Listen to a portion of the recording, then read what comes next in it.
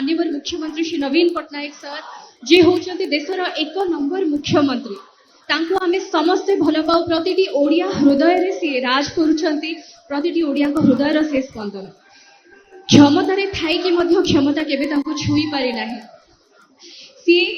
जनसेवार आ मानविकतार प्रतीक राजनीति टू बहुत ऊर्ध्वे प्रथमे से जने श्रेष्ठ मनीष तो एमिति जने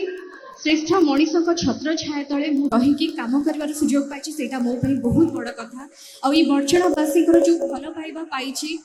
जो आत्मीयता जो भल पाइबा जो श्रद्धा जो सम्मान आपण मते देइछंती मुझे आपण मान पाखे बहुत बहुत माने भल पाइबा आपण को सम्मान और चिर ऋणी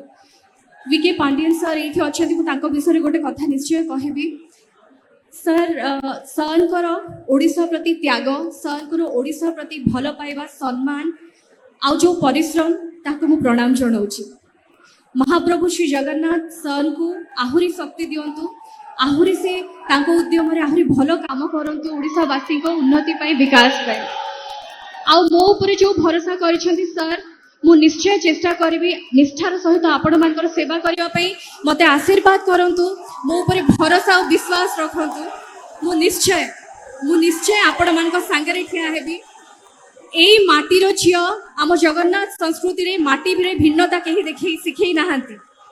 माटी रे आमे समस्ते एई माटीर संतान भारत मातार संतान आमे माने आउ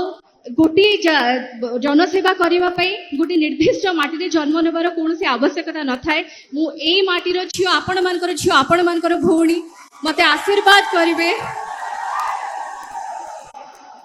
जून 1 तारिख रे शंख चिन्ह रे मते आशीर्वाद करी